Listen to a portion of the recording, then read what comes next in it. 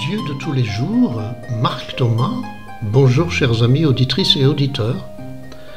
Cette émission est la première d'une série de 4 émissions que j'ai intitulées Des célébrations prophétiques au cœur d'un monde en crise.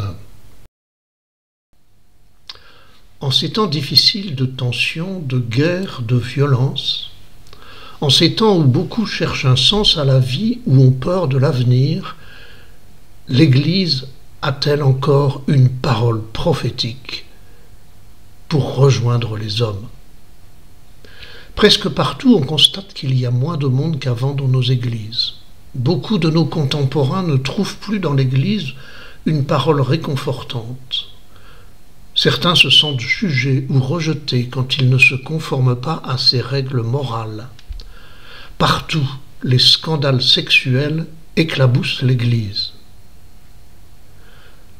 Comment redevenir une Église prophétique qui soit signe crédible de salut pour le monde, capable de redonner espoir et énergie à ceux qui voient le monde se disloquer?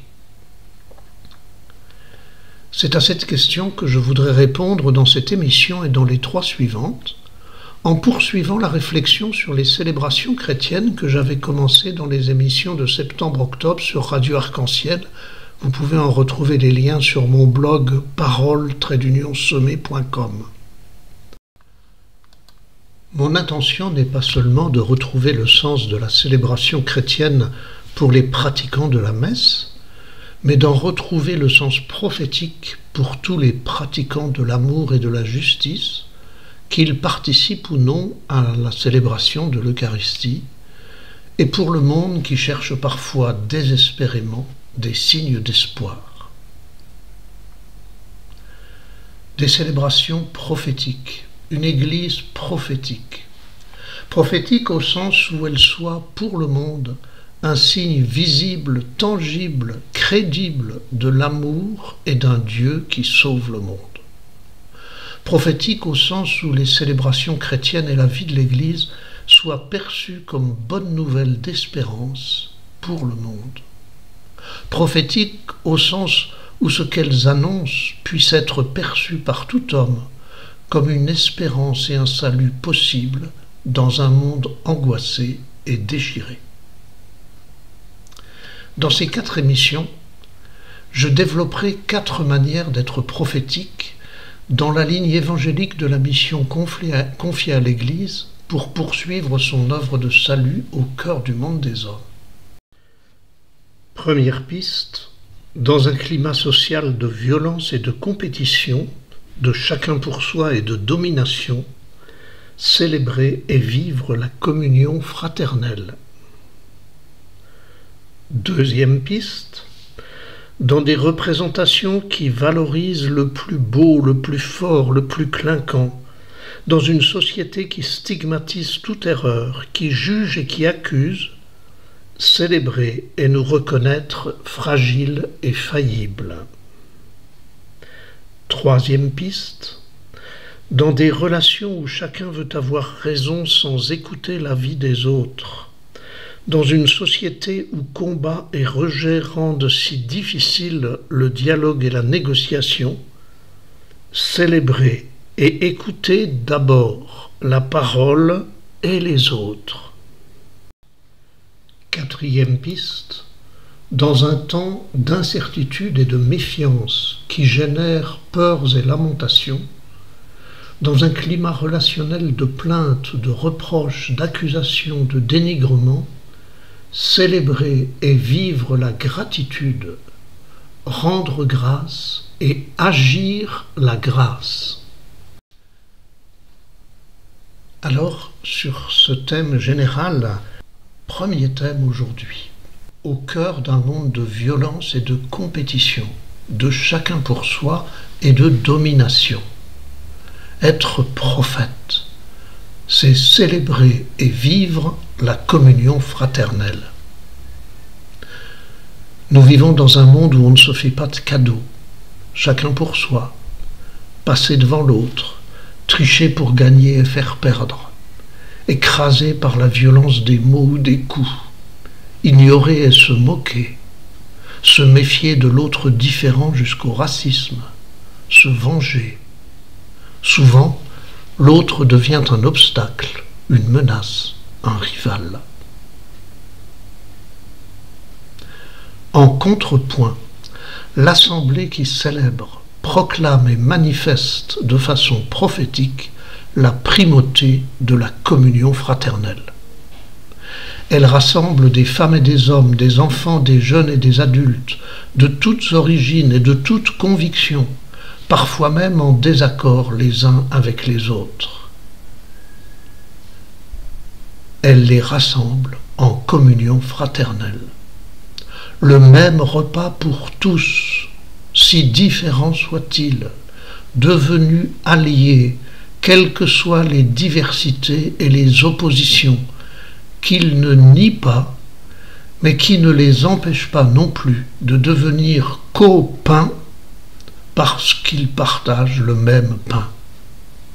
Et tous se reconnaissent et se proclament avant tout frères et sœurs, à égalité de respect et de droit, membres différents d'un seul corps, dans la célébration comme au quotidien, ils rendent ainsi le Christ présent au monde. Quand 2 ou 3 sont réunis en mon nom, je suis là au milieu d'eux. Église, peuple de Dieu en communion fraternelle. Célébration prophétique par la communion fraternelle qui construit et offre au monde le corps du Christ. Célébration prophétique qui annonce au monde la fraternité comme seule issue à nos oppositions. Ecclésia, assemblée prophétique, peuple de Dieu diversifié et fraternel, où tous les ministères ne sont que des services du peuple, service de la communion et de la mission au cœur du monde, pour aller rejoindre les hommes dans les périphéries, plutôt que d'attendre qu'ils nous rejoignent. Église, communion prophétique, au cœur du monde, pour témoigner et construire la communion fraternelle au cœur des tensions, des conflits, des violences et des guerres. Jésus l'avait dit, Jean chapitre 13, verset 35, « À ceux-ci tous reconnaîtront que vous êtes mes disciples si vous avez de l'amour les uns pour les autres. » Les Actes des Apôtres rapportent ceci. Chaque jour, d'un même cœur, ils fréquentaient assidûment le temple, ils rompaient le pain dans leur maison, ils prenaient leur repas avec allégresse et simplicité de cœur, ils louaient Dieu et avaient la faveur du peuple tout entier. Chaque jour, le Seigneur leur adjoignait ceux qui allaient être sauvés. Acte 2, 46-47. Tertullien, père de l'Église de la fin du IIe siècle, rapporte les réactions des païens découvrant comment vivent les chrétiens, et il écrit « Il leur fait dire « Voyez comme ils s'aiment ». Alors dans notre monde déchiré, nos célébrations sont-elles toujours prophétiques? L'Église peuple de Dieu que nous construisons est-elle toujours prophétique? Les relations dans nos communautés manifestent-elles toujours la communion fraternelle? Nos diversités manifestent-elles toujours le corps du Christ où chaque membre a besoin des membres différents? En cas de tension et de conflit, et il y en a partout où des hommes et des femmes se rassemblent, notre communion fraternelle facilite-t-elle le dialogue et la recherche de solutions constructives à ces conflits? Quand nos voisins voient nos célébrations et nos actions, s'émerveillent-ils toujours en disant « Voyez comme ils s'aiment ». Communion fraternelle entre chrétiens, mais aussi et surtout communion fraternelle avec le monde. Sommes-nous en communion fraternelle avec ce monde qui nous entoure? Nous risquons parfois de nous réfugier dans nos communautés comme dans des abris qui nous protègent de la violence du monde. Nous risquons aussi de nous réfugier entre nous, convaincus d'avoir en notre Dieu un message de vérité et méfiants ou accusateurs face à un monde dévoyé. Sommes-nous en communion fraternelle avec ce monde difficile? Sommes-nous face au monde à partir de nos commandements qui nous font passer pour des juges et des donneurs de leçons?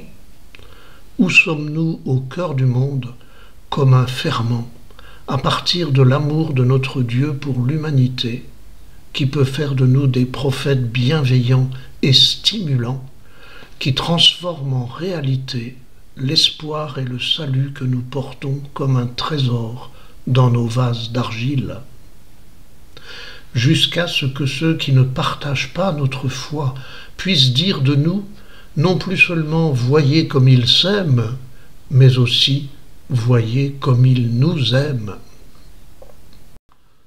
Prophète, quand la communion fraternelle devient signe de salut au cœur d'un monde déchiré.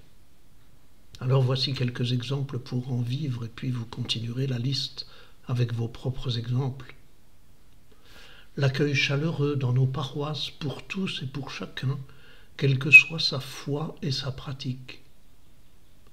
Des missions qui ne sont la chasse gardée de personne et qui sont vécues comme un service dans le soutien mutuel et le partage fraternel.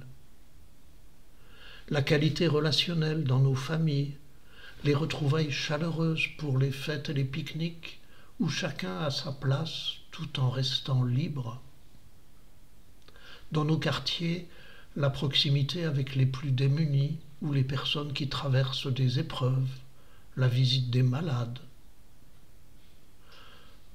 Le refus des ladis-la-fait, de l'amplification de toutes les rumeurs qui jugent et qui accusent. Toutes les initiatives de solidarité avec les petits et les pauvres, la coopération fraternelle avec tous les humanitaires du monde, l'accueil des réfugiés, des migrants, actuellement la solidarité active avec les Ukrainiens, les engagements dans la vie associative, dans la vie de notre commune, dans la vie syndicale ou politique. Et je vous laisse continuer la liste. Alors nous devenons ainsi prophètes d'une communion fraternelle toujours à construire, prophètes d'une communion fraternelle qui peut sauver le monde. La semaine prochaine, nous serons prophètes au cœur du monde en nous reconnaissant fragiles et faillibles.